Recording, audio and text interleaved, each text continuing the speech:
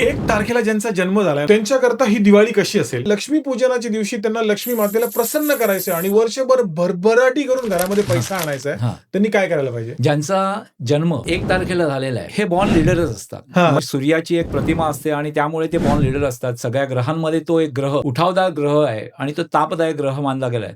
त्यामुळे ती अट्रॅक्शन असतेच असते. आता या लक्ष्मी पूजनाच्या वेळेला त्याला काय करायचं? 3 गोष्टी त्यांनी शक्यतो करायच्या. लाल कपडे त्या दिवशी घालायचे.